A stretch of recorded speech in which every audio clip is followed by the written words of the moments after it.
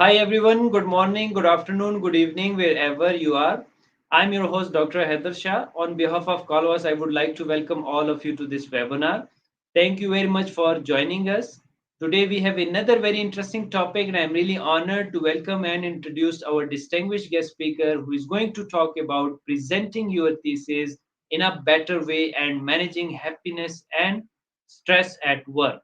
We will discuss the strategies to enhance the effectiveness of your thesis presentations while also exploring essential techniques for achieving harmonious balance between happiness and stress management in your professional life. So, indeed, a very interesting topic, and I'm sure you will get a lot of insights about these things because we have an expert with us in today's this session. So, stay tuned because an amazing stuff are coming ahead in this session. So, before we start, I would like to thank Kalwas for arranging such enlightenment sessions for their support and providing us such a wonderful platform. The aim of Kalwas is to give you the opportunity to connect and interact with world renowned speakers, academic leaders, teachers, authors, experts, professionals, and businessmen to learn from their experiences, recommendations, and suggestions, which will create an impact and will enable you to learn and develop yourself in order to grow and transform individually as well as to contribute to the world in a positive way. As our slogan is calm, learn, and share knowledge. So today we have an amazing person as guest. She is a versatile person with a great qualities, having a vast and wonderful exposure, internationally known and recognized speaker. We always see her while contributing to the world and field on different platforms. Let me introduce her through formally. She's an associate professor at Skyline University College, Sharjah, UAE. She is a PhD from Aligarh Muslim University, India, MBA HR PG in higher education, professional practice from the Coventry University, UK, and carries 24 years of experience in UAE, India, and Oman. Since 2014, she is an associate professor at Skyline University College, Sharjah. Till 2014, she was the head postgraduate department, Middle East College, and visiting professor, Sultan Qaboos University of Oman. She is a fellow Higher Education Academy, UK since 2010, and served as the founding chair of Teaching Effectiveness Committee, Skyline University from September 2014 till 2016, and as a coordinator. Teaching Effectiveness Committee from September 2016 to 2018. At Skyline University, she won Award for Excellence in Teaching Effectiveness 2016 to 2017, Excellence in Services 2017 to 2018, and Excellence in Research 2018 till 2019. Along with that, she has also received numerous awards and appreciation from different wonderful personalities in UAE and Sharjah as well. Along with that, she has published one book on diversity with the IGI Global, case studies, book chapters, and research articles in management, HRM, work life balance, education domains. She headed the Linking MED Golf Erasmus Mundus project, Sultanate of Oman, in collaboration with University of Barcelona. She provides consultancy in HRM, work-life integration, and happiness to managerial, non-managerial, academic, non-academic professional, and conduct boot campus for students. She is a reviewer of renowned journal and has podcast channel The Business Bubbles on Spotify Lighting for her business track podcast. She is a certified trainer and happiness and work-life balance, having three certification from University of Berkeley, USA. Last but not the least, she is a wonderful speaker, author, teacher, researcher, professional, and above everything, a great human being. So please help me in welcoming our guest, Dr. KAKUL AGHA. Welcome to Kalwa's platform, and thank you very much for joining us, Prof. Thank you very much, Dr. Haider Shah, for this wonderful introduction that you gave about me. Even though it was long, but yeah, the audience also need to know who is addressing them. So thank you so much for that. Thank you very much for accepting our invitation, and a gentle reminder to the audience that Prof will be presenting and she would leave time for question answer session at the end of the session. If you have any question, write in comment section, or you can email us at info@palwas.com. So over to you, Prof. Thank you. Thank you very much, Dr. Shah. Thank you. So, a very good evening, good morning, and good night, as well as good afternoon to those who are attending this session. I know that I'm addressing a global set of audience. Therefore, I am trying to welcome everybody onto this session. The sessions are divided in two halves. First, I'll talk a little bit on presenting your thesis in a better way. I've tried to make it as simple as possible. I would like to draw your attention, especially to the first half of the workshop, where I am addressing research scholars, PhD students, and other students who are graduate and undergraduate program, those who are anywhere in the world but are aiming to present a thesis in some format or the other. So the first half is for them. And of course, the remaining workshop, the second half, is for everybody. Because even though I may be teaching on work life balance and work life integration, but sometimes there may be a time where I'm actually struggling with my own work life balance. So we have to really keep on learning and unlearning things in life so as to maintain harmony and move on in the future. So just briefly starting, presenting to you the way in which you can make your thesis more successful, more timely, and help yourself in achieving your objective. So I've put a very simple agenda because half an hour out of which 5 minutes have gone, I'm left with 25 minutes. I can talk about academic writing. I would be talking about phases of thesis writing in general. And the main tool that I'm going to refer to is about paraphrasing. Many of the non-native speakers, especially when we are doing a PhD in English or any other language, we have to be very proficient with the language. And sometimes there may be a need to learn how to do basic things in the language we are not native speakers of. So if we are especially addressing people from countries where English is not the native language, there may be a need to look at a few small things which can enable us to write our thesis in a better way. So first of all, if I were doing this session physically, I would ask you which stage of your research are you in. If you are a PhD scholar, have you just joined, or you have completed an year or two, or you are in the data collection stage, or you are actually writing the thesis at the moment, or if you are a master student, are you in a stage where you have to write a dissertation or a thesis? So all these, along with those who are writing research articles, especially the young researchers who are writing research articles. So maybe this workshop could be of some value to them as well. So based on where you are, probably you need to pick up those points or those threads that may support in your thesis writing. So obviously, when we are writing a thesis, we are thinking about the thesis most of the time.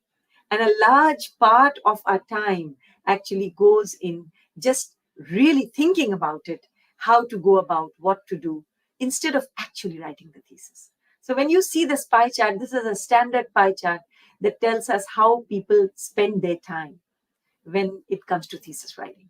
So actually writing the thesis is a very small, limited time affair. Whereas thinking about what to write, how to write, takes much of our time. Practically around 78 to 80% of the time goes in that. And of course, a little bit of your time will even go in trying to understand how to put it together, how to detail it out, how to put the reference in place. So it's very critical that we understand where are we? Are we in the blue zone, or are we in the yellow zone, or are we in the brown zone? Or are we trying to juggle between the yellow, blue, and brown zone? Sometimes you may think and write parallelly. So figure it out, because when we say we are doing a workshop, it's very easy for me to come and say things, but very difficult for a researcher to actually do those things. So this is the reason you have to make yourself the center of this workshop and think only about yourself. How am I going to do it? So when we look at academic writing, here I will not tell you the definition of academic writing, because academic writing, I think Dr. Shah is already heading a center which talks about academic writing. And therefore, there are a lot of things that academic writing would encompass. And definitely, when we write in a particular area of expertise, for example, you are a business scholar, let's say you are a PhD student in the management or the business domain, or you are an engineering person who is doing PhD in engineering or master's in engineering and you have to write a thesis, or even you are a graduate or an undergraduate student who is doing any sort of even a math project, and there is a way in which we write, and that is called academic writing. So when we are looking at what exactly we have to do, we are talking of the process of academic writing. So please remember that when you are doing academic writing, you have to understand how to go about that sort of a writing which you are exactly doing at that point in time. What is more important in academic writing is how you organize your material, how you put together the requirements of your university. Most universities for a PhD thesis would require a max of 5 or 6 chapters. So here, the requirement is very clear that yes, I have to write 5 chapters, or I have to write a 2,000-word dissertation if you are an undergrad student. If you are a master's student, maybe 5,000-word dissertation or an internship report. All these documents require academic writing. You need to know how to go about. So organizing is very important. Anything that starts off has to have an introduction. And then, of course, the body, which will include all the work that you have done, along with the literature review, all the ideas, everything, every finding, and then comes the conclusion and recommendations. So there's always a logical way of writing an essay, a research article, a thesis, or a dissertation. Now, when it comes to writing academically, we need to use the right vocabulary, the academic vocabulary.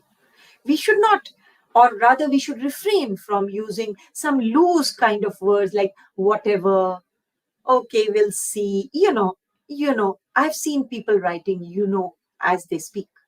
Now, speaking language is different from writing. So we have to be very clear when we are writing what sort of words to be used.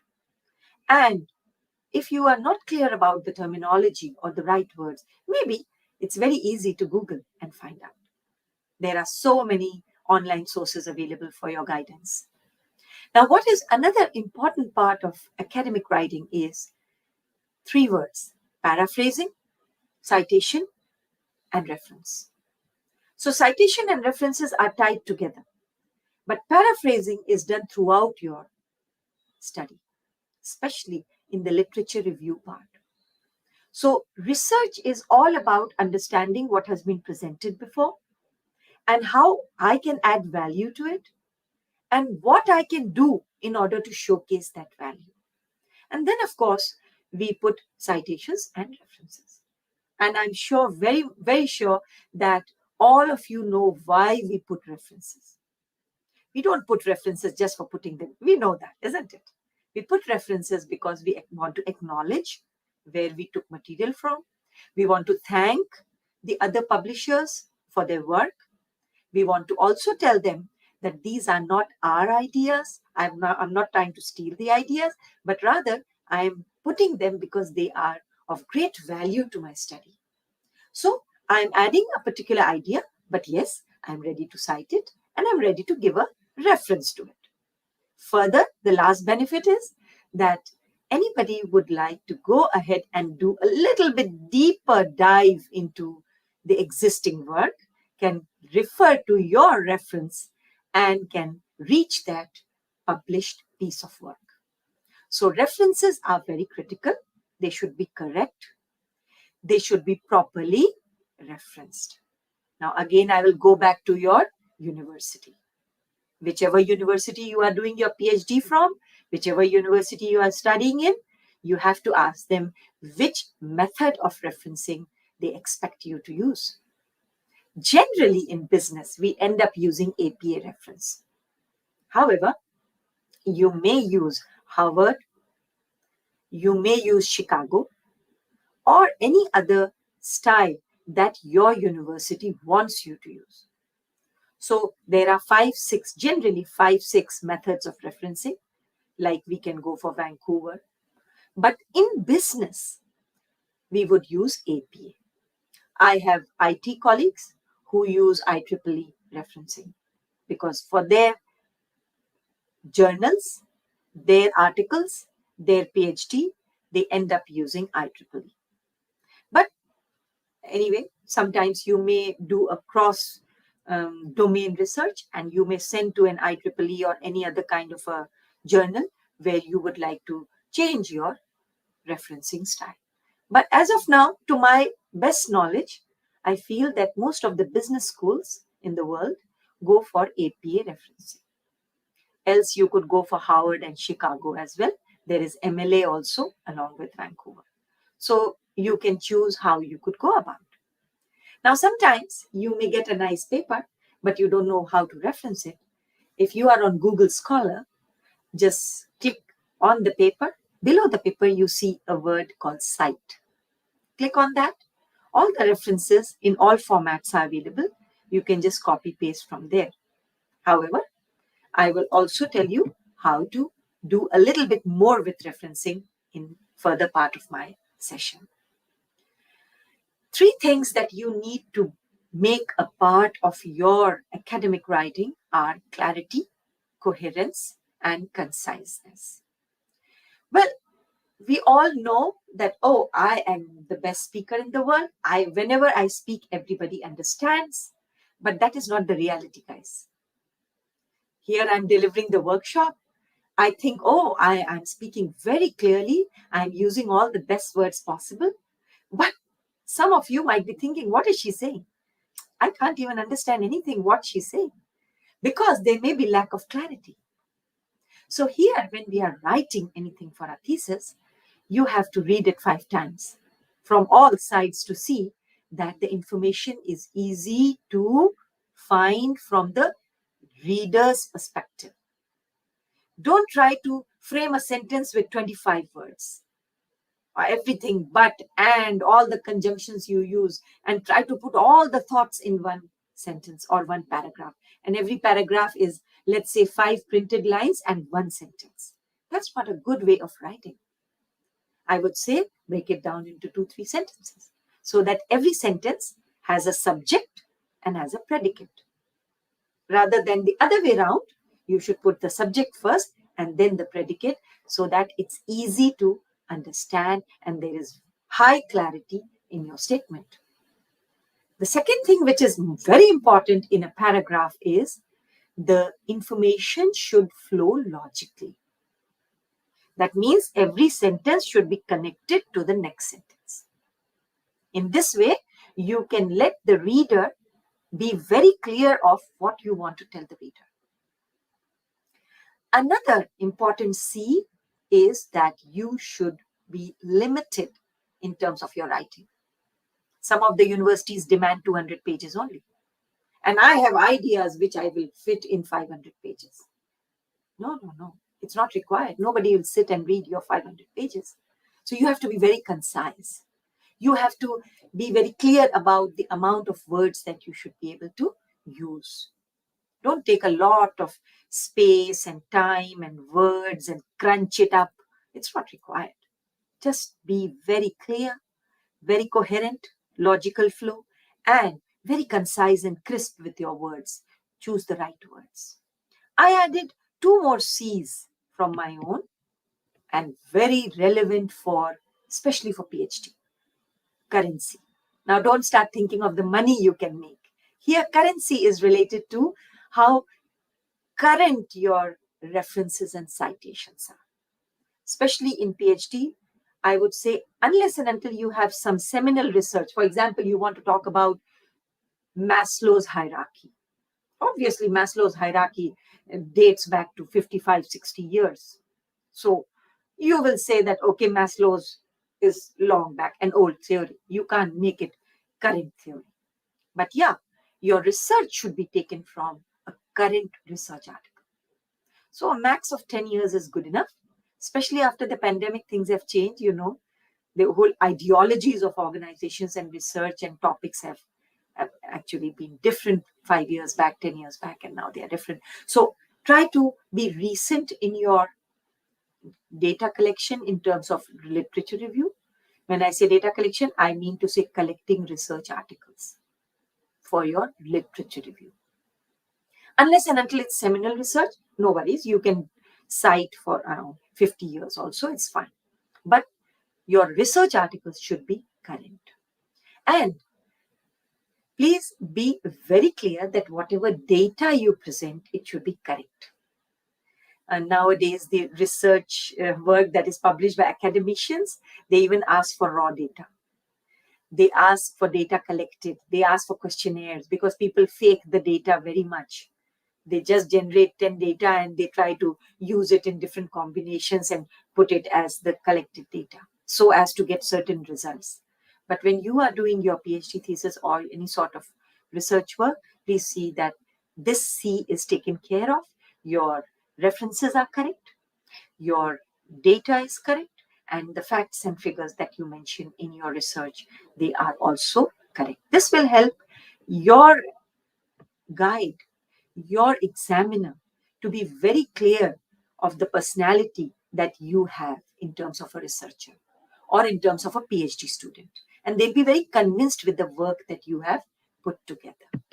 So, as a good researcher, all these words will come to your mind. You will feel that, there's a lot of requirement for attention for details. You have to be curious. Broad knowledge has to be there. You have to be result driven. So you have to respect time as well. You have to be very practical. You should be guided by thinking as a good communicator, good listener, being very flexible and creative. So all these things make you a good researcher. And you should, if you don't have the ability, you should think of how to develop these sort of abilities. And recently I read in the New York Times a very beautiful article, very current article published in 2023 of being a very good listener. Now, why did I put this in today's workshop? If you are a PhD scholar, don't talk too much. Listen more, because you need to listen to your guide. Otherwise, if you are just doing whatever you want to do, you may take more time in terms of completing your research. So there is a big need to listen to the ideas of others, listening for learning, listening for knowledge gaining, not to make an argument. Oh, I'm doing like this. Some people will, the moment you open your mouth and try to tell them something, you can do like, yeah, I'm doing it since 5 years. I know about it. They know everything.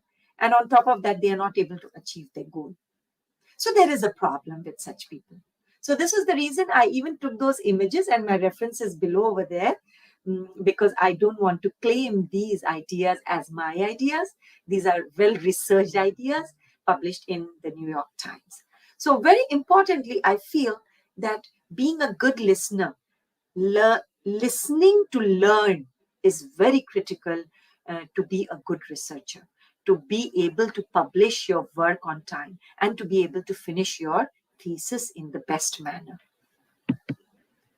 And now I would quickly move on. I'm looking at the clock all the time, and I just have very, very minimal time to move on very fast. But yes, I would like to tell you here that when you are writing, you should be able to remove unnecessary words, pay attention to what you are writing, replace those words, those things that don't make sense to you. Just create your own understanding of what you want to put in your research work based on the way it should be written, and then only you'll be able to complete your research work on time. So don't get into this very boring, drab process of, okay, let me write, I will see. No, be very concise, clear, very, very competitive when you are writing, and very timely when you are writing, and absolutely correct when you write. Okay, so some tips will feel that, okay, I'm thinking on my research. I will do it. But suddenly you realize, oh my goodness, 2 years have gone and I'm not doing anything. I'm not moving. What's going on with me? I was so enthusiastic, so motivated. Believe me, when I did my PhD, I finished it in 2013. 2013, I was awarded. I submitted in 2012. I did it in 2 years' time. 2 years was the minimum time. And I was ruthless with myself, and I did it because I was destined that I have to do it. I was very much after myself. I put myself in tough times to do it. By the to be frank, to be true, I was young at that time, and it was easier to do the work non-stop, 20 hours a day, these kind of things. But yeah, I'm sure that young researchers are attending this workshop. So this may be very apt for them, that you can grind it somehow and make it happen. So I would just roughly, very quickly go on to what you can do in the chapters, looking at the time. The first chapter, of course, you need to draft out your hypotheses, your research questions. You need to check out university, what they say about the layout and other things. You need to read, and read so that you know the area. See, I have been a professor since the last 24 years, and I've taught in 3 different countries as of now. And Dr. Shah had already introduced me. What I see is, if I have to deliver a 3-hour MBA class, I need to know knowledge of 6 to 8 hours. My knowledge level should be this much in order to deliver this much. It's the same thing for PhD thesis also. You need to know everything that you could know in order to write those 200 pages. So be very clear on how much you are able to read. So read, and read. You'll get hundreds of ideas. The second chapter, of course, would be focusing on literature review. And there are a lot of tools nowadays. Many of the universities, I would suggest, any type of reference or citation you want to put, you use technology. Mendeley is a very easy tool, free of cost. You can use that. You can use Quillbot for paraphrasing if you are not very proficient with the language. So you need to have some level of proficiency while writing your thesis. If you're not so proficient, you can use Quillbot for paraphrasing as well. But I'm going to just shed some light on real paraphrasing, those who want to do real paraphrasing. So here in chapter 2, you should identify your research gaps, and you should be understanding how to use the tech tools. These are, and you can click a picture also of this slide if you want to, these are some AI-powered literature review tools which you can use. You can use them easily online. You can take together material and let the AI help you to write your literature review. So you can use these tools very nicely and effectively, and probably these tools could be very, very helpful. So paraphrasing is a skill, guys. If you have a driving license, you know what I'm talking about. 10 years back, you didn't know how to drive, and then suddenly you learned something. And even if I tell you in your sleep, in your dreams to drive, without any hesitation, you'll just jump into the car and you can drive, whether car or bike or boat or plane, if some pilots are attending the session. So driving is a skill, it is learned. And similarly, paraphrasing is a skill that can be learned anytime. So paraphrasing could be of many types. You could use synonyms, which is the most basic one. You could even use different forms of words, which will help you to understand how to put together your statement. You could also change the grammatical structure of the sentence in order to make it look not similar, but carry the ideology. The concept of paraphrasing is that I have taken the ideology, the idea from there. Now I weave it into a new story. And this is what paraphrasing does to us. So it is advisable from my side to combine all these techniques, the 3 techniques that I taught, just maybe talked about in the past 2 slides. I will go back to the slide. Number 1, using synonyms. Number 2, using different forms of words. Number 3, using a different grammatical structure to frame your sentence. And you combine all these and you will find that your paragraph is really good to go.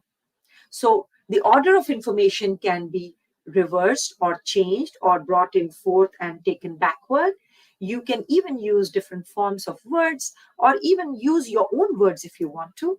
And you can even look at using synonyms for the simple words that are there and you don't know what to do with that word and there is no other word that fits in. You can use a synonym for that. Again, having some level of mastery on the language will actually make your life much easier. And if you are struggling with the main language itself, paraphrasing looks like an uphill task. It looks like as if you are climbing Mount Everest from the base camp. Going to the base camp is very easy, but climbing Mount Everest is not so easy. So, paraphrasing for beginners can be looked at from this site. It is the University College London site, and it's a very good site. I've gone through each and every bit of this website, which could be very helpful for those who are beginners and they have to learn how to paraphrase. So, you can take a snapshot of this website and you can explore it for yourself. So chapter 3 is all about who are your respondents, what is your research method, and how will I analyze my data, and what sort of tools and methods am I going to use, my methodologies, etc. Again, this will be very much related to the research work, the nature of your research work that you are doing. 4 and 5 is very normal. Analysis of data, findings, looking at your references, managing your conclusions and recommendations and limitations of the study, etc. And that's the end of your thesis. So here you need to start with chapter 1, 2, and 3 simultaneously because they fall into such a simultaneous and interconnected zone that you can write them simultaneously. However, chapter number 4 and 5 can only come once you have finished collection of data and analysis and all that. So that can come later.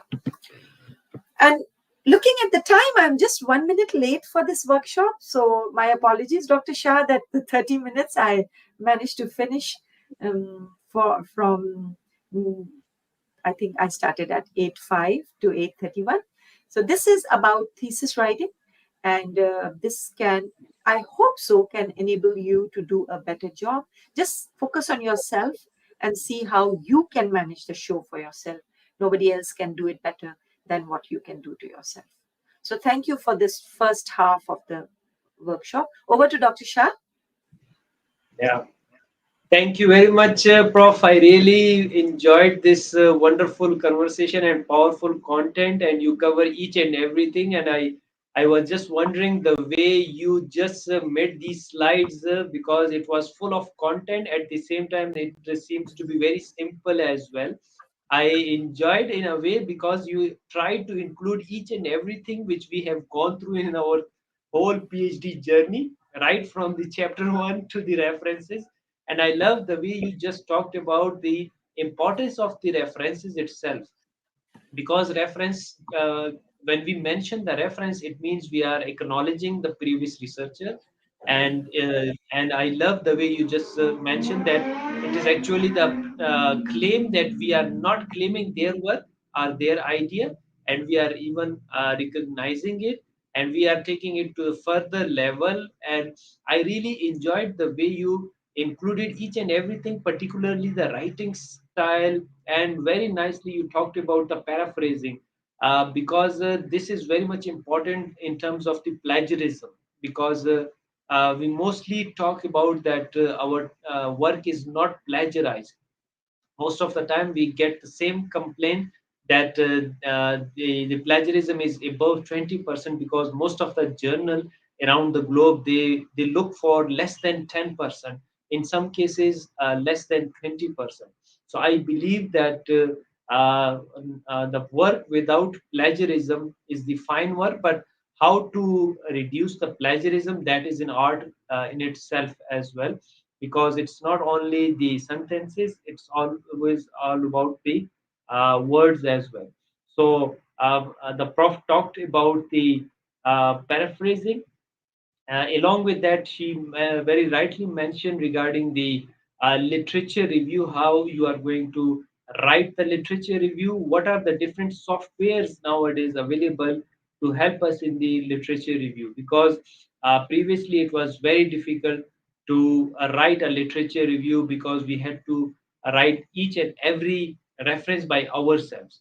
But later on we have the different softwares like the Zotero, the Mendeley, and so many other EndNote as well, which can help us. And it's not about only writing the thesis, it's about the writing the research papers as well. Once you collect the data, by collecting the data I mean the research articles. So once you download the different articles and you store it in your software, so then it is very easy to track it first.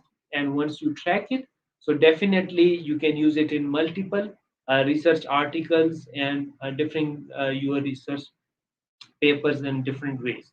So I think that was another very interesting thing that she shared regarding the literature, where most of the time the difficult part in our research, particularly thesis, is the writing the literature review, because it's very tricky one, because we have to defend our argument, and which is built through different the pro and cons of the different studies, and how you are going to highlight their strength and weaknesses in order to build an argument, in order to support your hypothesis, and how you are going to link in everything. I love the way Prof also talked about the chapter one, where we talk about the research questions and objectives, how they are aligned. And I believe the research question and objective itself is the really very interesting thing, because sometimes what we do is that we don't have the clarity on the research question objectives and their alignment. What is the research question and objective, how they are aligned, particularly to the research methodology, that how we are going to achieve the research question and objective through appropriate research design and research methodology. So these all things are very important. I think there is some issue with the prof internet connection, and she would be joining us very soon. So till then, we can talk the way she was presenting. Let me just take her back. Welcome back, madam. I know, and I kept uh, our audience. I just was discussing the way you described chapter one, the research question objectives, the literature review, the different softwares, the Mendeley, the Zotero, and how they can be helpful, and all these things. I was telling our audience from around the globe that Prof not only include one thing, but she included each and everything in this first half of her presentation. So I really loved, and so many questions you addressed about your first part, because people asked about the logical flow, which you already addressed.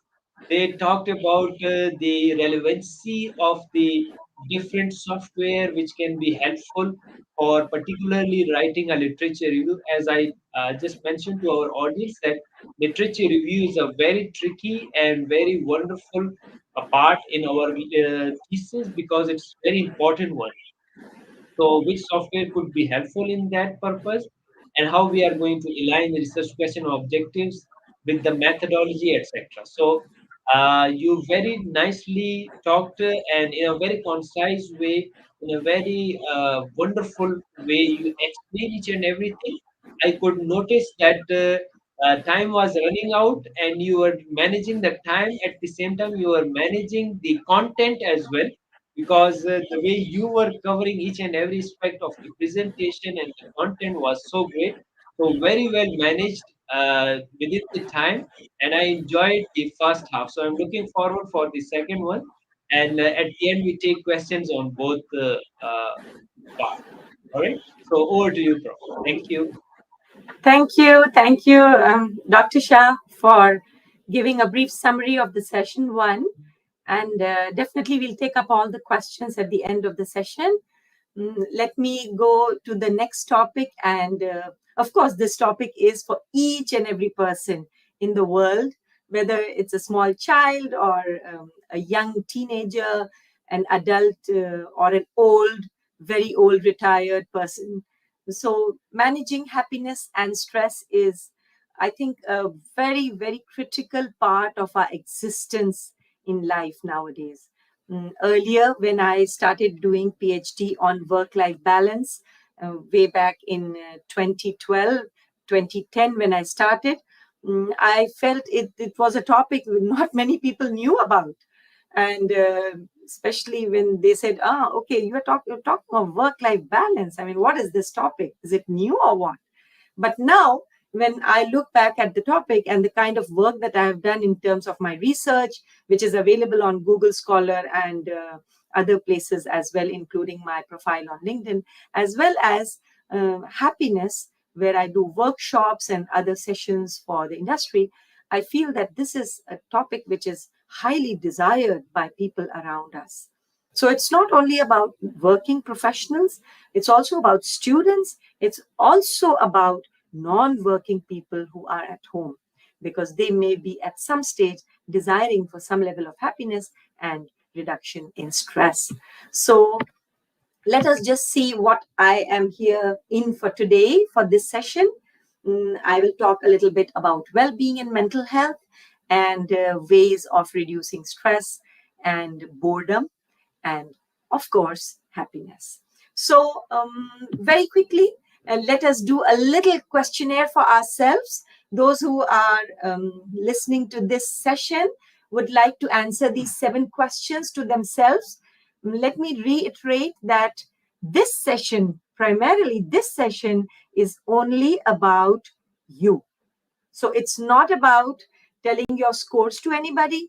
It's not about how people feel about me or how they want to see me. No, no, no. When I address this session, I always say this session is between me and you. So please just feel as if you are sitting alone in this workshop. This session is all about you. When I ask questions, answer to yourself whether you are in that position or not, or whether you are suffering or having a problem on something or not. So this questionnaire, fill in for yourself. My life is going smooth. If alhamdulillah everything is fine, you can put 5, or nothing is going well, you can put 1. Something okay in the middle is 3. And of course, 2 is, you're not okay, but yeah, somewhere you are there. Or you think, yeah, it's okay, but could have been better, 4. So accordingly, put all the 7 statements for yourself, mark them. You can use a mobile, need not always use a paper pen. I'm able to juggle between all roles. Everybody plays the role of a human being, an employee, if you are a housewife, if you are a student, if you are brother, sister, whichever roles you have in life, count them all. Number 3, I'm able to manage my time well. Work does not impact my personal life. That means I get enough time in my personal life to manage my relationships, to look happy, to go around and meet people, to relax, to do some leisure activities, and to take some rest. Number 5, I'm able to balance my personal life. If you have kids, and your leisure and your self-care. And self-care here applies to mental, spiritual, physical health. So you're able to take care of everything. And then I'm able to work well nowadays, currently. And the last one is, this is a golden time for me to fulfill my hobbies and relax completely. So you are able to do that. And total all that up and get a score for yourself. And let's see where you fall in. See, if you have a score which is above 28, oh, you are the best guy in this room.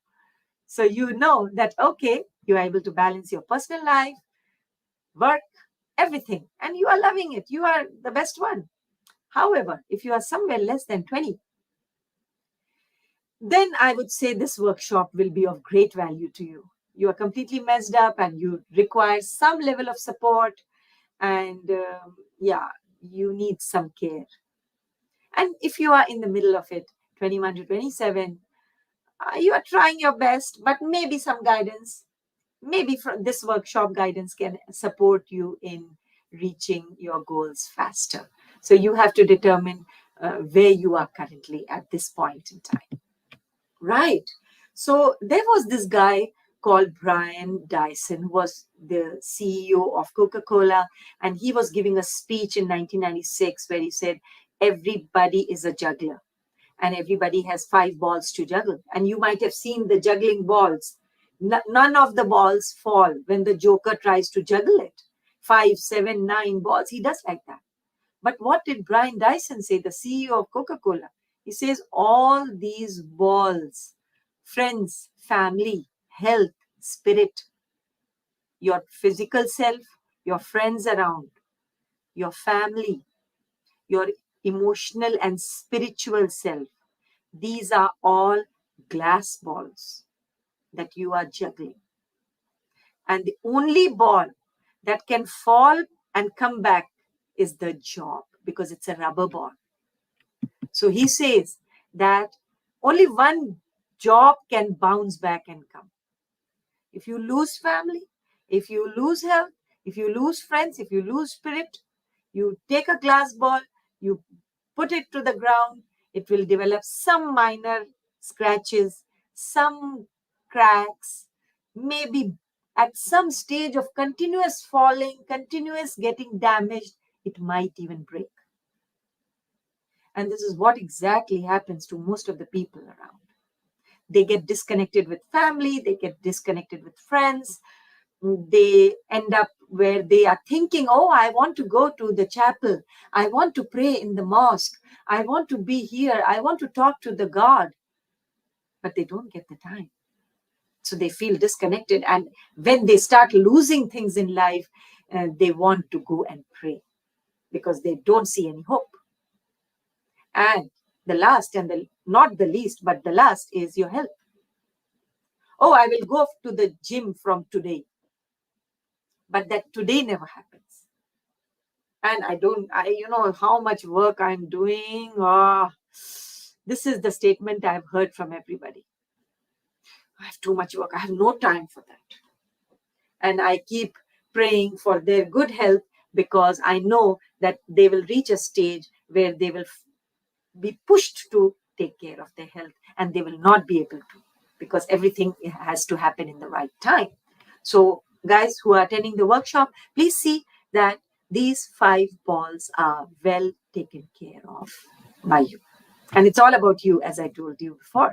So mental health is about emotional health, psychological health, and societal health, social well-being.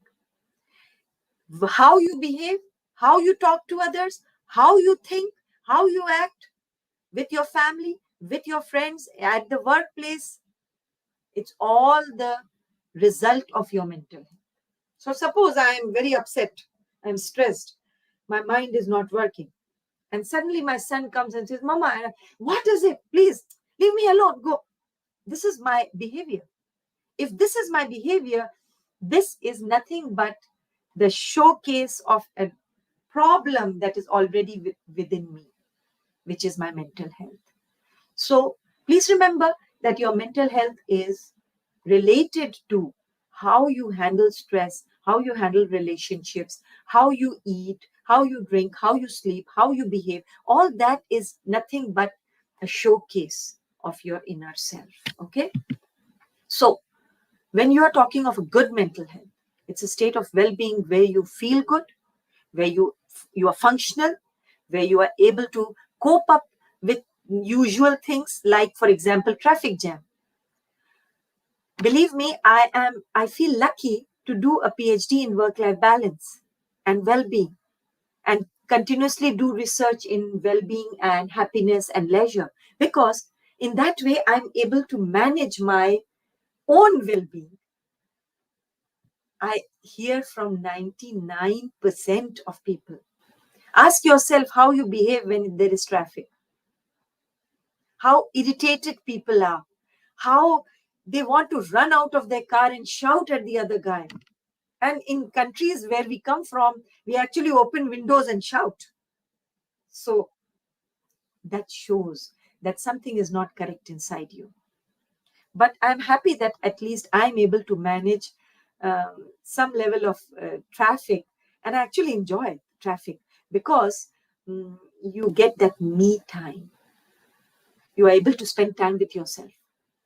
You get time to reflect, to think how you are doing, what is correct, what is not correct, what can be done better, how I can improve myself.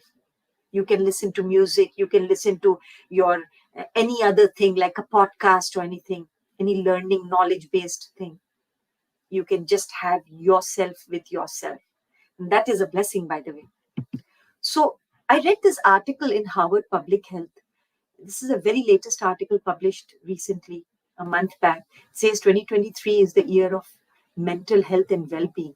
And one of the sections of the article talks about social fitness. Social fitness is your ability to be friendly to not only your dear friends and your close relatives and others, but also this research says that knowing 5 people who are casual acquaintances makes a difference in your life. There is a movie that I was watching, and I'm sure many of you have watched that movie, and it's a business problem as well. And those who are teaching business or are attending business classes should know this, that there was a huge workforce at a cold storage. So around 5,000 workers used to work in a cold storage. And there was this one lady who would always say hi, hello to the gatekeeper. So every day when she would come, she would say hello and she would smile. And the rest others are just walking past the gate. So one day, and she has been saying hi, hello every day. So one day at night when the cold storage closed, this guard is wondering that I saw the lady in the morning, but I don't remember she saying good night to me when she was leaving the premise of the workplace. So he became inquisitive. He opened the locks. He called the supervisor. He opened the locks and he went inside the cold storage to discover, to his disbelief, that that lady was trapped in one of the rooms in the cold storage. If that little casual hi, hello to the gatekeeper hadn't happened, she would have died overnight in the cold storage out of the cold environment within that. So, research now is telling that social fitness comes with casual acquaintances. It is not enough to spend time. I have 5K followers on social media. I take 2 hours just clicking on this, yes, like, dislike, posting my status, making small 1 minute, 30-second TikTok and posting it. That's not enough. What is more enough is meeting family and friends in real time. Another research place that I really liked is people think that spending 2 hours in the gym is enough. Guys, that's not enough. Weight loss is equally important as to building relationships. So if you see the red part of my slide, it says health risk of loneliness and social isolation is equivalent now, as proven by this research, to smoking or obesity. So if you are hitting the gym for 2 hours and coming out, oh, I'm very tired now, don't talk to me, I need to have my protein shake and I need to rest. Okay, it's good, but this is not enough. So please get into this habit of being kind and being social around yourself. A small hi, hello will add value to you, which is very critical for you. Also, there is a happiness challenge on this website, which is a 7-day challenge to strengthen your social fitness, which is all about going out and talking to people rather than being on your gadget. So in a nutshell, create a schedule, do some exercise, schedule your time with your family, friends, loved ones, so casual acquaintances, plan me time, and practice empathy and compassion, which is very critical for your own growth as well. I don't know how many of you do volunteering, but volunteering will help to develop empathy and compassion. I am enrolled in voluntary agencies in the United Arab Emirates, like Dubai Cares and all. And I do volunteering, like going and painting a school, for example, 4 hours to 8 hours a day. So I just go there, I go help. There are 200 other volunteers, and I'm just one small part of that whole group. So this is what helps you to unwind, because you cannot keep winding the clock. One time, if you keep winding the clock, it will break. Now, again, winding the clock, the millennials may not understand because they have not seen clocks that need winding. They will only look at digital clocks. But those people who are of my generation, Generation X, know that there used to be clocks which you have to fit in the key and wind it. But it can only be given that key and winding to a degree. If you go beyond that, the winding will break. So you cannot keep winding everything. You have to unwind also.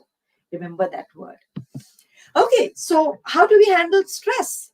Stress is a big problem nowadays. But I think people are unnecessarily taking a lot of stress on themselves.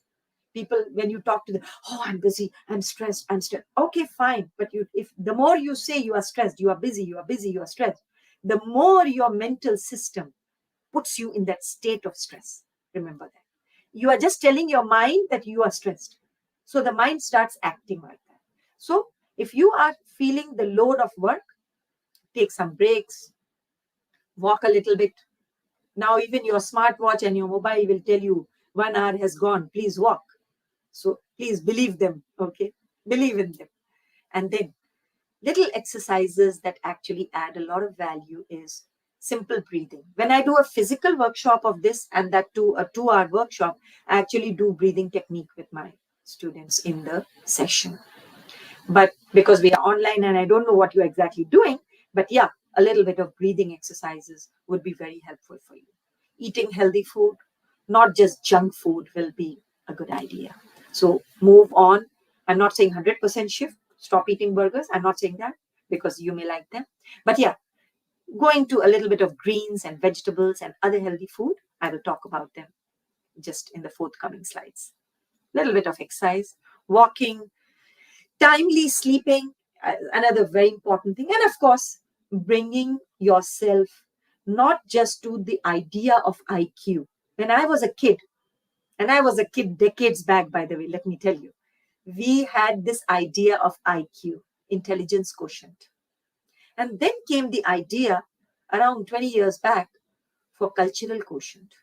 Cultural quotient means understanding and empathizing other cultures. So intelligence is not the only level of your work that you can put in or the thoughts that you can bring into work. So intelligence is not enough nowadays for being a good employee. Very importantly, you need to have understanding of other cultures, your ability to understand other cultures. And now this new word, social quotient, has come. Your ability to network and connect with people is the social quotient. Obviously, all this is flowing from the concept of globalization and diversity, needless to say, because especially living in the UAE, we have 200 nationalities in the country. So you need to learn how to behave and empathize with them. And that will bring down your stress rather than pushing you more into the stress zone. So yes, connect with others and take time to unwind. So when I'm saying I handle stress, I would talk a little bit more into things that you can do to yourself, like well-balanced meals, a little bit of exercise, and unwinding. I'm going to talk about cutting down a bit on your sugar and salt and add colors to your plate. Well, what does this mean? I will show you. Plus, I have put together here, which you can also Google freely, is the American Heart Association 3-mile walk, which is around 4.254 kilometers. It can be done within your house. The whole of COVID, when we were stuck in our houses, I have been doing this exercise because I'm a regular gym goer. So I couldn't go to the gym at that time. So I used to do this exercise at home, just in your living room. You can do, if you have a bigger balcony or a little place where you are just sitting, you can do in your living room as well. So then the other things that you need to focus on is some leisure activities. So my forthcoming slide will talk of that also. For the exercise, you can just easily go in and Google online American Heart Association 3-mile walk, and you will get this link also. You can take a picture of this slide as well. So foods, when I'm saying, I would look at multicolored foods, and this is more important for me to talk. The lesser type of foods are given on the top of the pyramid, and this is called the food pyramid. And the healthier foods, which can be had or taken more times, are at the lower part of the food pyramid, along with some exercise and looking at portions. Portion control is a must. So just figure out what you should be having. You need not switch to one type of diet, but yes, you should have some small portions of these and reduce on things that are on the top part of the food pyramid. Look at 3 colors in foods. We all go driving, we stop at red, and if you don't stop at red, you meet with an accident probably. So be very careful when driving. Similarly, be careful when choosing your foods. Those at the red light foods can be avoided largely, or you can have small portions of these and minimal number of times, whereas you should focus more on green light foods, which are non-starchy vegetables and leafy greens and herbs and fruits and these kind of things. Those at the yellow light, you can have them, but not on a very regular basis, not on a day-to-day basis. So this is a standard medical thing. This you can find online as well. Yeah, this is another problem of living in the AC, that you tend to run away from drinking a lot of water or fluids. Fluids means water, juices, but no juices loaded with sugar, please. I'm not talking of refrigerated tinned juices, because they are loaded with sugar. So that's not a great idea.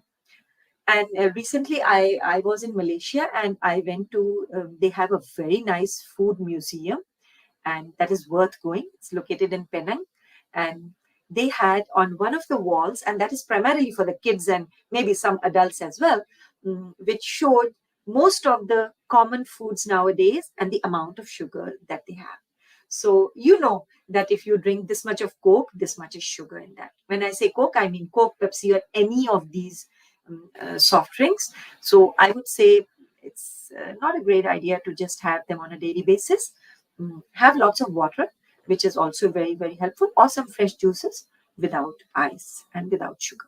Because the more cold you have, the more cold liquids you have, the more water is retained in your body, leading to higher levels of obesity.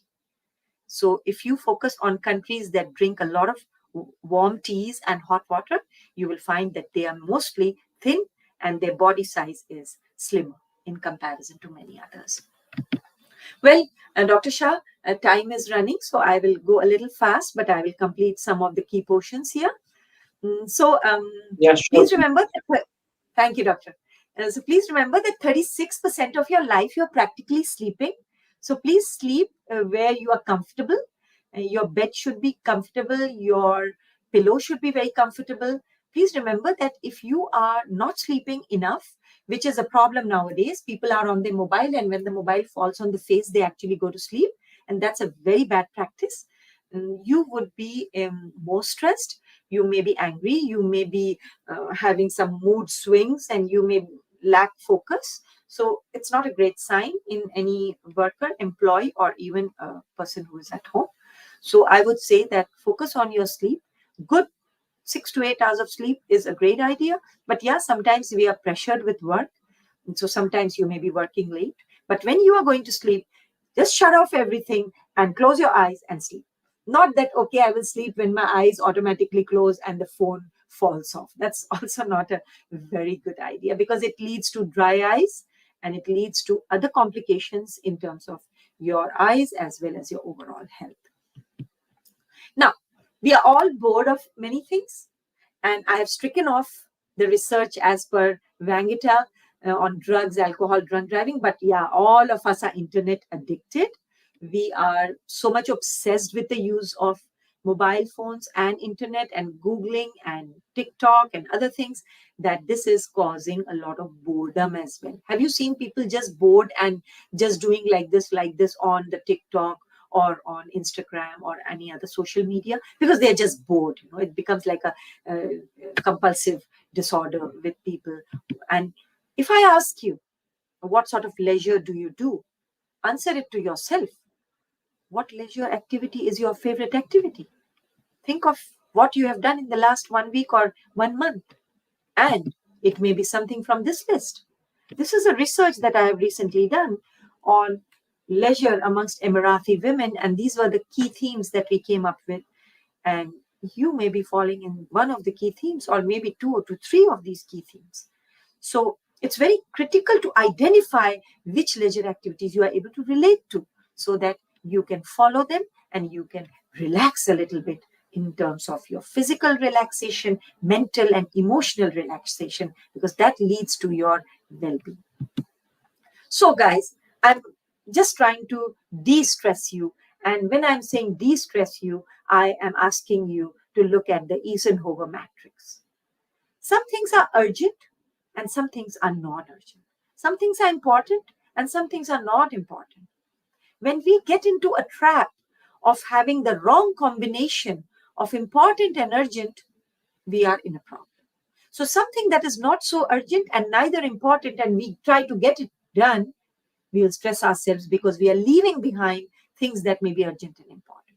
So please learn to prioritize them first.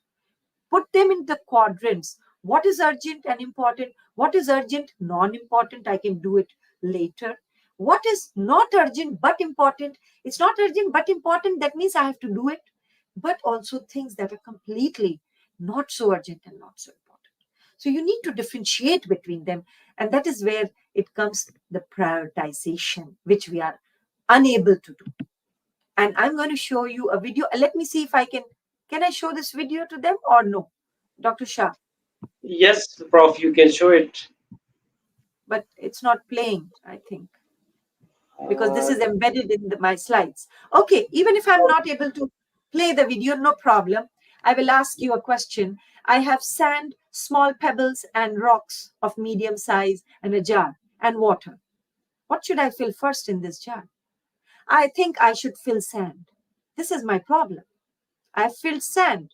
Where will the small pebbles and the bigger pebbles and water go? There's no space. This is my prioritization problem. I have filled my life with very tiny problems, day-to-day tiny problems. And my life is full of stress. And I'm forgetting what are more important goals in my life. And I've put them together because there's no time in my 24 hours of time that I have. I have no time to solve them. So an intelligent person would fill up the rocks first. Rocks are the larger issues in your life. The 5 balls that you should fill up are the rocks. My spiritual life, my health, my family, my friends, and my job. And once I have filled all this in the jar, which is my 24 hours, I start putting in the small pebbles. Automatically, you will see small pebbles will fill in between the big rocks. And then I have more smaller issues like finding a parking, going in the traffic, paying the bills. These are very minor issues. This is the sand. And then, of course, day-to-day things like having my breakfast, getting my car cleaned, talking to a friend who has just somehow written a message to me. Okay, these kind of very minuscule things is the water. You can fill it up again on top of these 3 things. So this is all about prioritization. It's a lovely video, again available online. If you just see prioritizing your life, rock, pebble, sand video, you will find it's a 1 minute 58-second video. Not a great one, not a very long, boring one. Okay, so let me move a little faster and go to happiness. Now, how do you see happiness? What is happiness? Happiness, guys, is nothing but a positive feeling that you get, pleasant emotions that you get, pleasant emotions of joy, of happiness, of contentment, things that make you feel, oh, and that smile comes on your face. This feeling is called happiness. Happiness comes with 3 keys. It's a door that opens with 3 keys, not 1 key. Pleasure, engagement, and meaning. So what is pleasure? Doing things that you enjoy. Engagement, whenever you are doing any activity, you are interested in those activities and you are connected to the people around you. For example, you are taking a class. You should be engaged with your students and you are feeling connected to them. You feel they are important for you and you love doing it. This is engagement. And meaning is very easy to understand. Feeling like what you do matters to you. So you don't say, I'm doing it because I'm doing this workshop, guys, because Dr. Shah wanted me to do this workshop. If I am doing this kind of a gesture, this statement, this behavior, that is not adding meaning to me. I'm just wasting my time, energy in this 1 hour session. Now going a bit longer. Sorry, Dr. Shah, for that. So whatever you do it with being yourself. Do things that you enjoy and be engaged in them. If you are engaged, if you find meaning in those things, do them. Like, for example, I love doing social work. I do a lot of volunteering. Sometimes I get tired also because I have a job, I have a house, I have children, I have many other things to do. I have socialization. And then when I go for some kind of volunteering work, sometimes my husband would say, you should have rested. But I always tell him, I get refreshed by doing this. I feel happy when doing volunteering. So find those things that add value to you, which add meaning to your life, and do it, irrespective of anybody telling you you should do it or you shouldn't do it. I've put here the map of the world. Look at the colors, please. There is a happiness index in the world. Every year it is done. Pakistan at the current moment stands 108th out of 137 countries that have been ranked in the world. It has gained around 15 to 20 steps higher from the previous year, which is a good sign. There are 8 indicators of the Global Happiness Index, and you may again Google it and you will find it. Things like GDP, corruption, charity work, health of people, all these matter in the Global Happiness Index. And when you look at the Nordic countries, when you look at the European countries, they are the top 10. Finland always is the first, second ranked in the world. What do you think Finland, what Finland is doing different from other countries? Why some of the African countries are rated low? India stands 126th, which is a very low rank. People are unhappy. UAE, where I live, is ranked 25th currently. It was 28th before. They are doing things to make people happy. Their target is to reach top 10. So they will do it. That means they are making a concerted effort for the country to become happier. They're working towards people, not just systems and infrastructure. So here we need to understand what role we can play in bringing happiness to ourselves, individually as well as the global index, looking at the global index. So this is my last thing. Everybody knows the shape of a wheel. We cannot have a square wheel. I cannot have a wheel like this, isn't it? Big, small, big, small. It will not run. This is wheel of life, guys. Wheel of life is made up of 8 things that play a role in your life. These things have to be somewhere in such a situation that when you mark them on an index or a scale of 0 to 10, most of them should rank equally. What does that mean?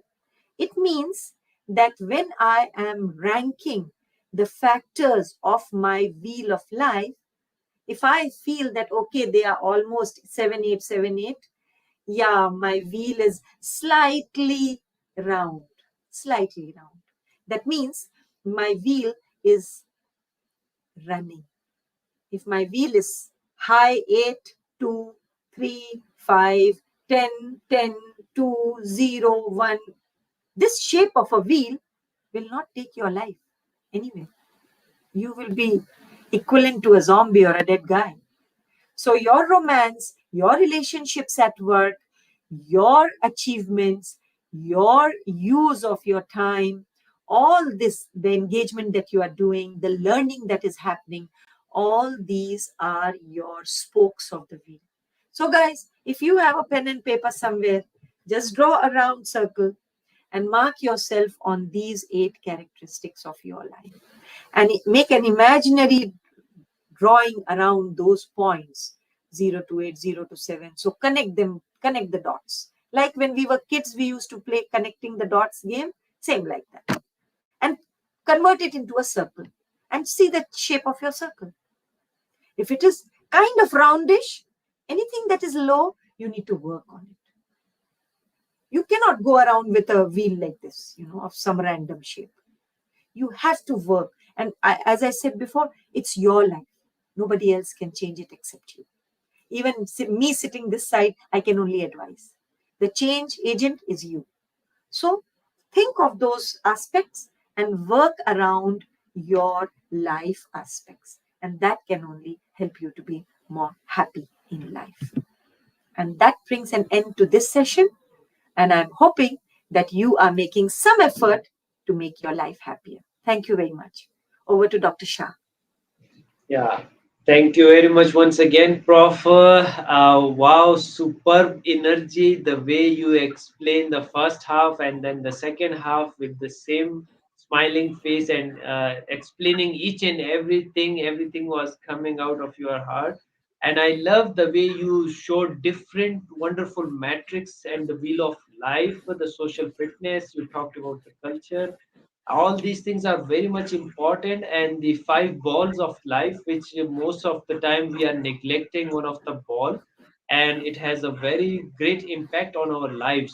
Very nicely you have quoted and you have given the references of the wonderful people who talked about it. And I love the one of the story you just shared of that lady who used to say hi and bye, and how it impacted her life, and that actually led to save her life.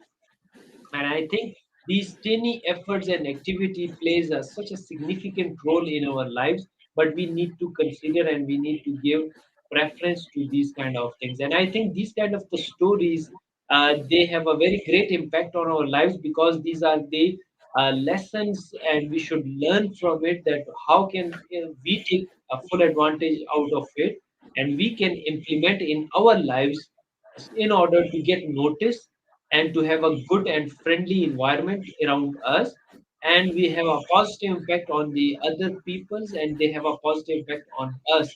It is just like a ripple effect. If we are giving the positive energy, so definitely it will come back to us. And I love the way you just share the wheel of life, and I hope our audience from around the globe, they will be drawing it and they would try to understand where do they lie. And very rightly, you have mentioned that if they are lacking anyone, if some point is low, they can work on it and they can have a balanced life in order to have a good and great life. Along with that, I really appreciate the way you made your slides, because as we were discussing before the session, that it was a kind of 4 hour session which you delivered in Malaysia, but you squeezed it to 1 hour. But again, I would say you did not compromise the content, because you have content much of covered much of the content, and I love the way you explain it, because your time management and everything was so nice, so great. So I can imagine how great teacher you would be in the class when you will be explaining so many things in a 3 hours session, because that would be the great learning session. Thank you very much for your wonderful explanation and powerful content, Prof. Really enjoyed that thing. And if you allow me, should we start with the first question, please? Sure. Yeah, yeah, please. Thank you.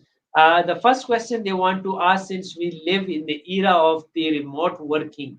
So the question is, how do remote work and digital communication tools impact workplace happiness and stress? And what strategies can remote workers use to maintain their well-being? Yes, you are the expert of the field, so definitely your recommendations will be very important for them. Yes, please.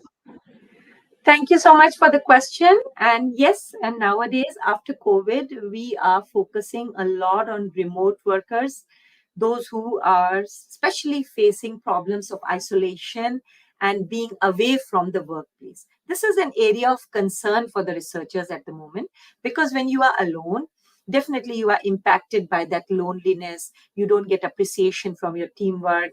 You don't get opportunities to learn from your team or even to talk to your team, and you are just working, working, and working. So yes, there are a few strategies of maintaining your well-being when you are a remote worker. Number one, first focus on how you can do a little bit of no multitasking. No multitasking. When I say you are a remote worker, that means you have a schedule. You will do your, see, what happens is during COVID, everybody became a remote worker. And people were thinking that it's very comfortable to sit in my living room or in my drawing room or on my study table and manage the children this side and run from a meeting and go to the kitchen and do a little bit of work. And if nobody is looking at me, I put off my camera and sleep a little bit, 5 minutes. This has gone haywire. People want to return back to work because they are not able to handle that. So, the first key to success is you should have a siloed timetable. I've done my breakfast, it's over. Now I sit and focus on my work and I do my work. Then, after the work, I know 2 hours, I have free time, I will go to the gym, or I will go and rest, or I will go and sleep, or I will spend time with my family or children or whatever. So, have a timetable, have a schedule. Don't try to make everything very fluid and interconnected and okay, fine, I'm doing this also and I'm cutting vegetables also while doing this workshop. Come on, that's not possible. So it will lead to more stress for you.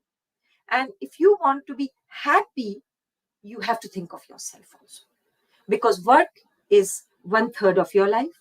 As I said, sleep is 1/3 of your life, and remaining 1/3 of your life is made up of your family, friends, your me time, your relaxation, your leisure, your physical health, your food, and everything else that you want to do as a hobby. So, when you are a remote worker, find opportunities to liaise with your colleagues through team meetings, if at all, but not all the time. Maybe 1 or 2 meetings will be supportive of your behavior and health, as well as designate time for your work, for your family. So put it in silos. Put compartmentalization is a must. So don't do this multitasking. 24/7 I am available online, 24/7 I am ready to solve problems. In the meantime, I will do this also, that also. That's only going to stress you out, and you will feel neglected and bored because organizations will only use the expertise of people. If you say you are 24/7 available, okay, fine, be available then.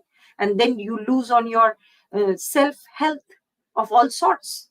And this is the reason a lot of people are feeling that, oh, I'm alone, I'm isolated, I have no time for anything. So please, my request is schedule, put your compartmentalized version of your work time, this, that. You are being paid for 8-10 hours. You finish your work during that time, nothing else acceptable. Meet your friends up, form teams on different social media. You can form teams and you can meet your colleagues also. You can get connected to them to do that. Spend time with your family, and I'm hoping that you'll beat the isolation aside. Thank you. Wow, what a wonderful answer you have given. And you have given a wonderful tips, 5 tips that if they do such kind of things, dedicate actual the time and they schedule it in a wonderful way. So definitely they will not miss any corner of life, which you have already mentioned, the family, friends, the job and everything. At the same time, they will not feel the bore and the loneliness. What a nice answer you have given. Thank you very much. And now we have another very interesting question, and you have already touched and talked about the work culture, but they want to ask further regarding the work culture. That what is the role of the organizational culture in promoting workplace happiness, and how can individual influence or contribute to positive workplace culture? Yes, please. Right. Okay. Thank you for that lovely question. Yes, organizations have a very big role in helping us to be happy at work. Well, a lot of organizations now you will see that they have got these things like happy hour, where 1 hour they want all the colleagues to come together to talk, to network, to spend time together, to play a game together, etc. Apart from that, the infrastructure at the workplace, like having a canteen, uh, strolling around, having a machine to for water and coffee and these kind of things, having some nice sofa sets to sit for 5-10 minutes and rejoice and talk and meet a colleague, having some informal meetings over there. These kind of very vibrant workplace is infrastructure is another point that can support in the happiness of people. What is more important is not just the monetary support that the organization gives, but also the kind of perks that the organization is giving has to be equitable. The theory of equity plays a major role in your happiness. So when you see that the other person, I'm doing this much of work, his salary is this much, he's doing this much of work, but his salary is much larger than mine, that feeling of non-equity will always destroy your happiness. So the organization needs to be very careful of how to deal with people. People should be dealt like as if they are people, not replaceable objects like a technology, a monitor, a laptop, or a chair. So when organizations take measures, equitable, diverse workforce is there. Equitable, diverse workforce. Comfortable infrastructure, supportive of teamwork. Good supervision, trusted, able supervision is there. You are able to confide in your supervisor and talk to the supervisor. He's able to sort out your issues. That leads to happiness. Apart from that, when individual is given freedom and autonomy at workplace, freedom for creativity, decision making, all these also can lead to better happiness amongst individuals.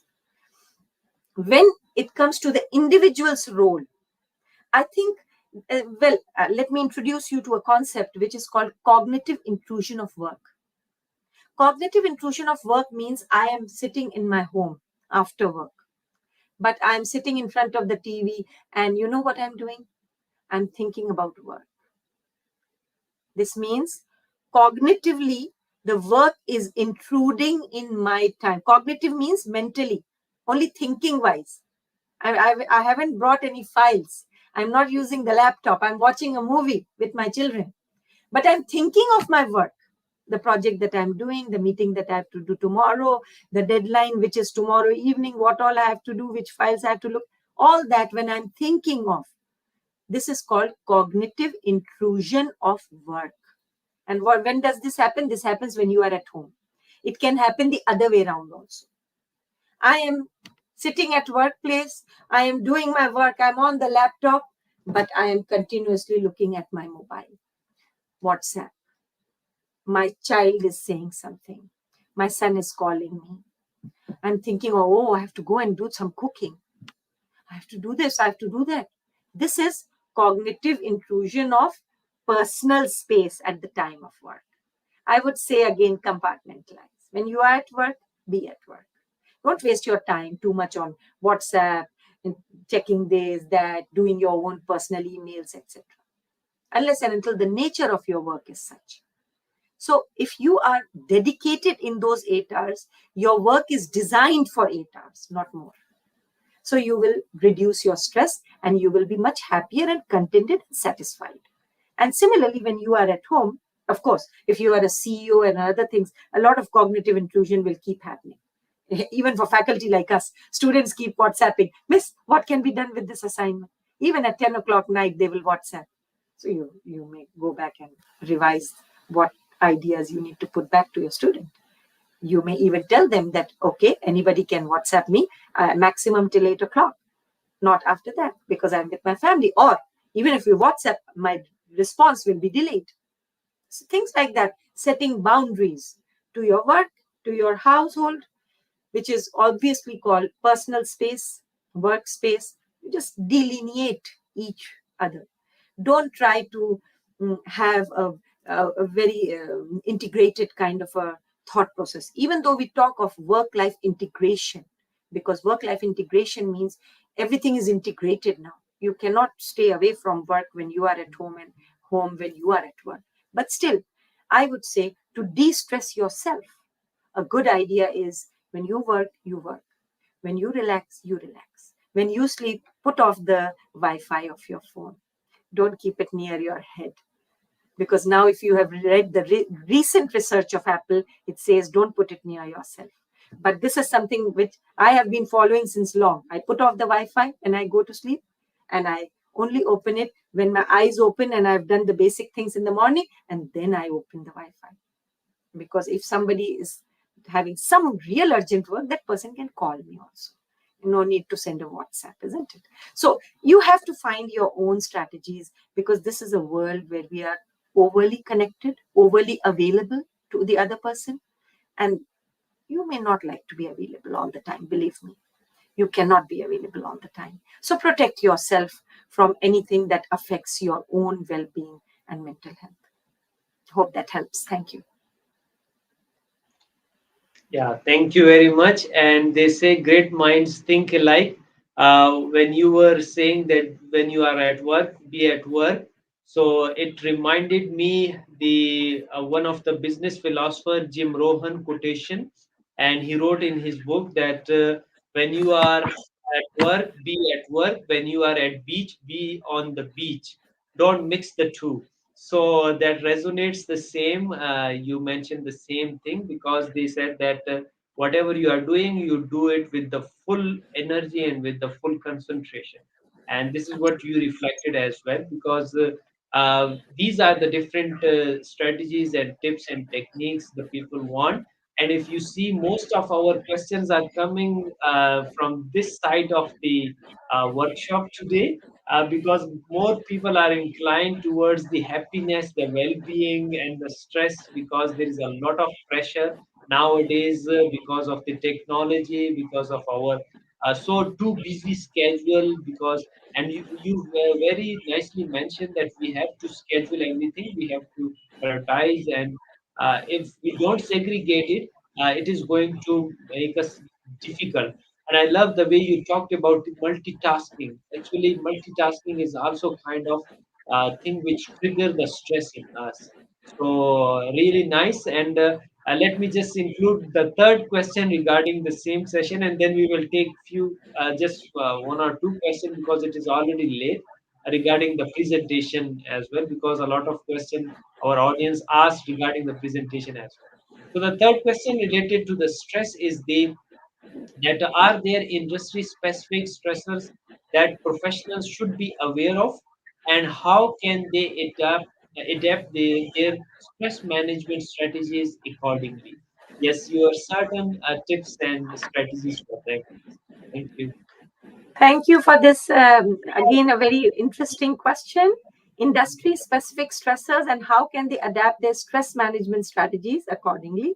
Yes, there are industry specific stressors. Of course, if you are a doctor in a hospital and you are on call, your stressor is different from my stressor being a faculty and not being on call all the time, except when I have a class or I have the advising. And if you are a bank guy, nobody talks to you on the weekend. You don't care whether they want a loan or their account is closed or blocked or whatever on the weekend. Think like that. Yes, there are industry specific stressors. Faculty will have physical stress of, for example, standing long hours, dealing with multiple students, and every student thinks that the faculty should remember them, the faculty should be aware of their problem, so you have to be on a one-to-one basis. When you look at the amount of time we spend on the computer or the book or any other gadget or device, it's huge, because if I don't read, if I don't see my students' assessments, if I don't check on my slides, if I don't go to my Moodle or my learning management system, if I don't do research, which is all related to my eyes, I'm a failure. So what happens is, the biggest stressor is that physically we are drained out. My brain actually flows out of my ears at some point in time. This is one of the stressors of academics. But if you go back to a hospital, the stressors are different. Sometimes a patient dies on the operation table theater, in the operation theater, on the table itself. And that will even to some extent stress the doctor emotionally. He may feel that, what have I done? Am I the person who's responsible for this death? So obviously their level of stress is different. And many researches that I have read, doctors are nowadays having this isolation as a stressor. They're very much isolated because they have so much of work that they don't get time to familiarize themselves with or socialize themselves with friends and others, acquaintances around them. And if you look at the bank professionals, they have other levels of stresses, because they may be so much on the laptop and sitting that their posture, their back, all that is impacted. At least we being teachers, we move around a little bit in the university, go from one block to another, talk with one student, have a coffee here, go move. So it is very clear that stressors will be different industry to industry. Many people make a claim to me, oh, I was very busy. Believe me, I never say I'm busy. This is not a statement you will hear from Dr. KAKUL. Nobody can hear this statement from me. Why? Because I say, yeah, even my maid is busy all the time. Anybody can be busy. Everybody can be busy. So don't say I'm busy, I'm busy, I'm busy.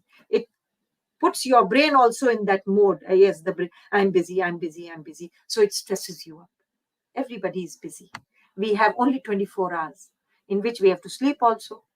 We have to eat also. We have to meet people also. We have to spend time with family also. And we have to do work also. So we are all busy. But how do we utilize that time for our own benefit is what makes you a successful professional. So yes, industry specific stressors will be there. You may be a techie. All the time you are programming. So you are facing this continuous repetitive strain injury on your wrists, on your fingers. You are tired, your neck is gone, your back is hurting at the end of the day. Still you are on your laptop when you go home. So it will be a stressor for you, obviously. So yes, you need to find a way out to reduce your stress. And this is what I did in the workshop. I highlighted methods of reducing your stress by increasing your mental well-being, by increasing your physical health, better food, more exercise, some leisure, better sleep, a comfortable pillow, water. All these things are going to reduce your stress. Go out, talk to somebody, walk a little bit, eat some healthy food. That will help you to reduce your stress. So there are industry specific stressors, but not industry specific de-stressors. It's all individual. De-stressing is about you, how you think you have to de-stress yourself. Yes, Dr. Shah. Yeah, wow, thank you very much once again. And I'm really enjoying the way you are giving answer. What a fine answers are you are giving, and I hope our audience they are enjoying and they are taking note of all these things, because these are very important tips for them to learn and to enjoy themselves while having no stress at all. So now the another question is coming from the PhD student. Of course, when you will see the question, you will definitely say, because you are the person who completed his PhD before the time, and you are the very right person to be asked this question. So please help our this PhD student Uh, they want to ask that, Prof, can you please provide tips on creating visually appealing slides or presentation material to support your thesis?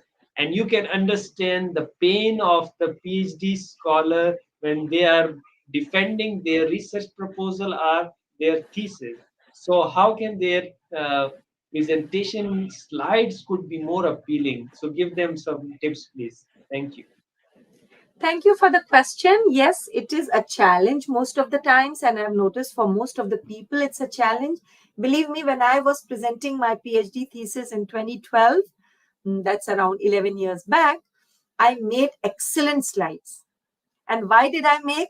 Because I wanted to draw the attention of those very strict professors sitting over there, not just to what I'm saying, but also to see the slides and get slightly impressed with my slides so that they ask less difficult questions to me.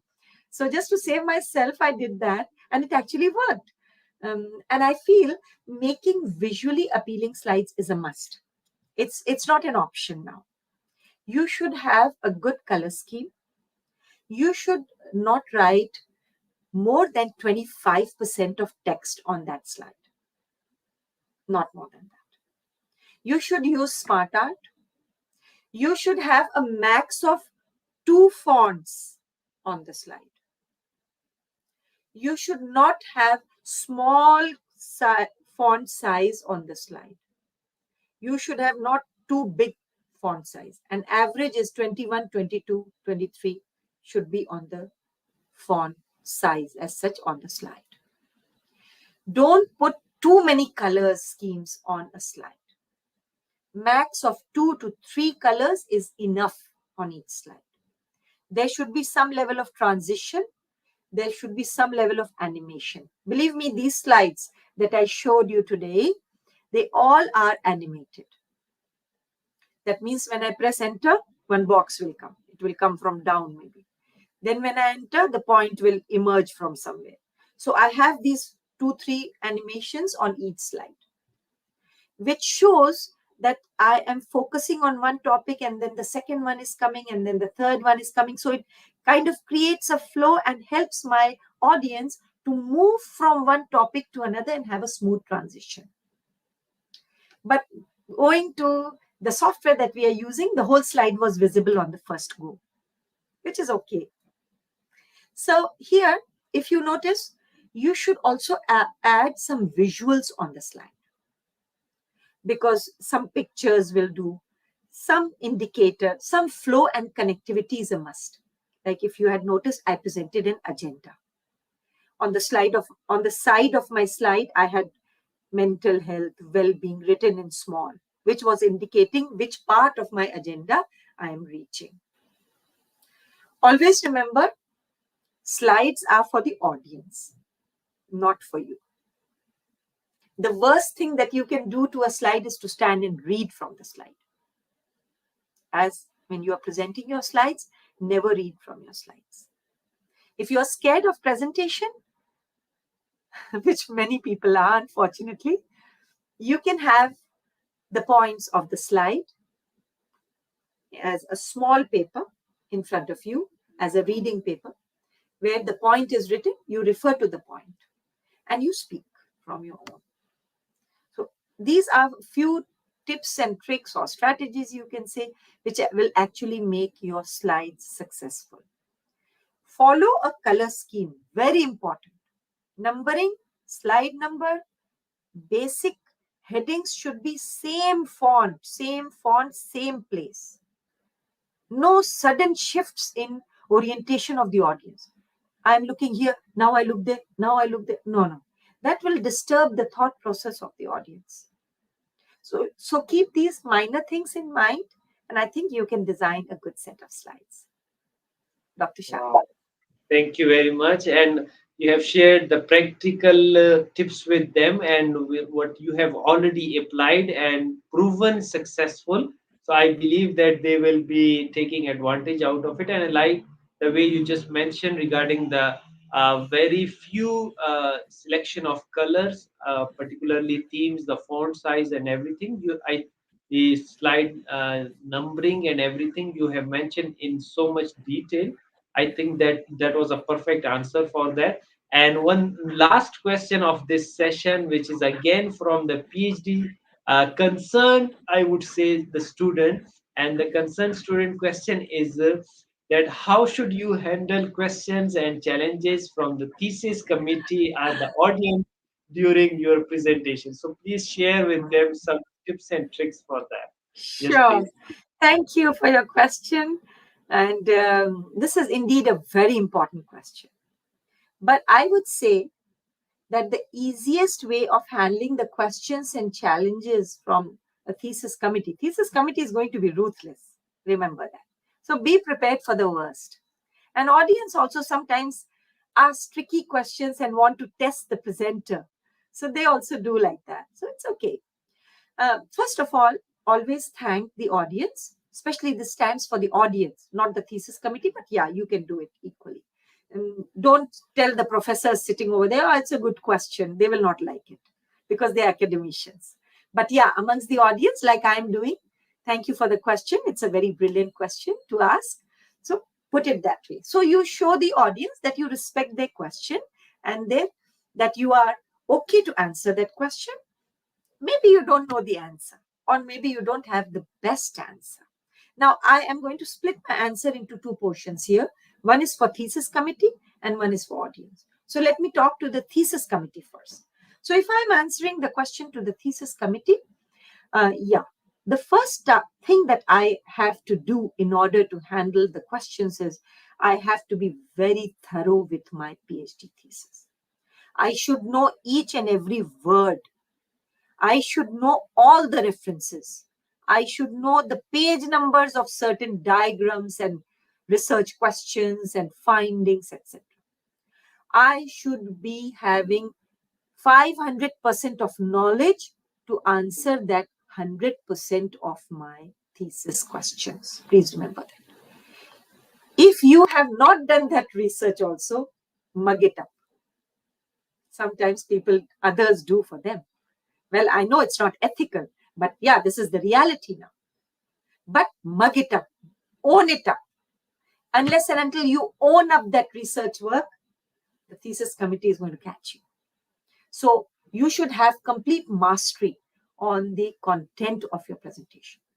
Every slide, every word, you should know the right pronunciation. You should know the backward and the forward of that particular word. So you know the premise of the word, you know the relationship of the word with the forthcoming statements or slides. Now coming to the audience. Well, audience is easy to handle, whether they are physical or online. But yeah, respect the audience, appreciate their question. While you are reading the question, formulate the answer in your mind. Sometimes you may not know an answer. And there is no harm in saying, well, I'm not very clear of this answer. But in my opinion or understanding, this could be the best option. Don't try to show off that you know everything. Nobody knows everything. Come on. Only God knows everything.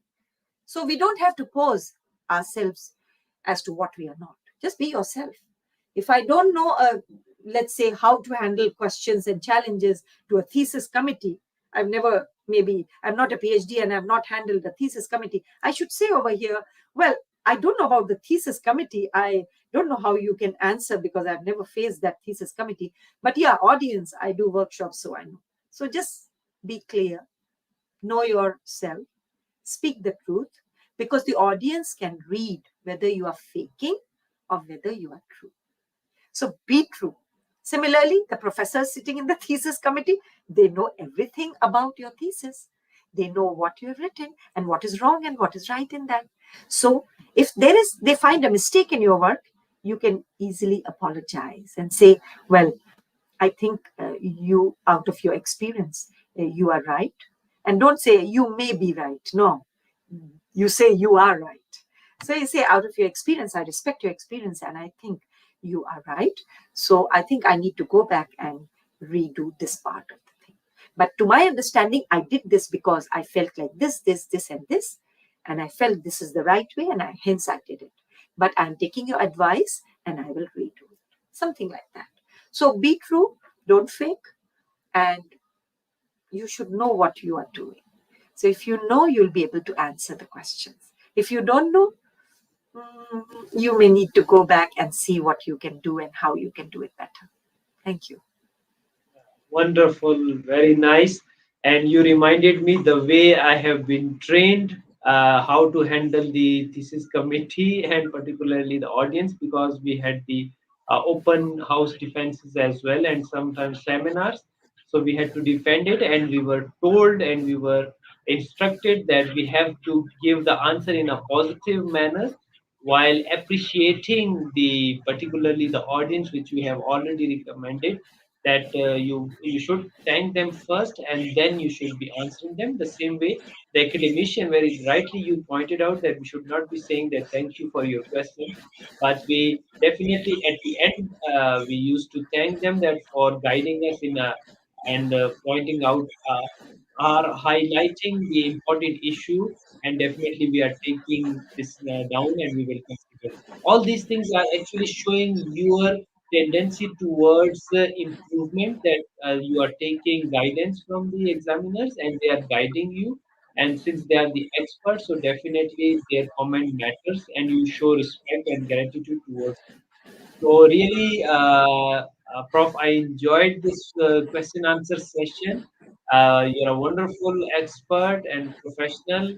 I really appreciate the way you answered each and every question. Thank you so much in so much detail. And really, the powerful content and the great explanation was so wonderful that I really enjoyed this session with you. Thank you very much. Thank you. And Prof, at the end of this session, we ask our each guest regarding their message to the world. So, what is your message to the world as a speaker, author, teacher, researcher, trainer, learner, professional, and educator? Yes, please. Thank you, Dr. Shah, for that last message to be delivered by me. Well, I have a very simple message. Be yourself, be true to yourself and to the world. Try to genuinely keep learning. People who keep learning, organizations who keep learning, the learning organizations survive more than people who think they know everything. And rightly, nature teaches us everything. Allah has given nature so that we learn from nature. And if you see those trees that bend, when the storm comes, they are able to revert back. And those trees that stand there, that I am the giant tree, will always fall. So I feel that people should learn from this. And as individual, I feel myself, I practice this in my real life as well, that I keep learning. I can even learn from a gatekeeper, a maid, a rickshaw puller, or a professor in the university. You should try to, if you are sitting in any session, if you are having interaction with somebody, one thing should be your key takeaway at that point in time. And this is my personal practice. So I feel learning from my students keeps us young, keeps our mind working, and makes us feel good that, yeah, we know things around us. And it can never fail. It can never fail. And it can always be helpful in making you who you are. So thank you very much. Wow, wonderful message. I would say powerful message you have given to the world. Be yourself and learn from the nature. Once again, you have given a fine analogy of the tree. I think these kind of real lessons for us, that we have to be accommodative, adaptive, and we have to be on a learning mode, that we always learn from everyone. And very nicely you have quoted that we learn from everyone, even from the child. And I would quote the again that Jim Rohn, he says that be like a child in learning, that the child always try to learn and experiment everything in order to understand. So the same is the learning is the best thing, and through learning we always try to improve ourselves. A wonderful message you have given to the world. And now to the audience, that please do follow our distinguished guest speaker through her research work, and you can email her for future learning and guidance. She is very generous and always ready to help the people. Moreover, wonderful explanation and powerful content which the great speaker has already elaborated will help you to learn and develop your understanding regarding these things. So that's all we have time for today. And thank you once again, Associate Professor Dr. KAKUL AGHA. And I would like to thank our audience who joined us. If you have any additional questions about information shared today, please email us or connect to the speaker directly through her email or social media account. Thank you all for your support and liking our sessions. Stay tuned as many sessions are on the way. Please do not miss any session. Until next session, take care of yourself.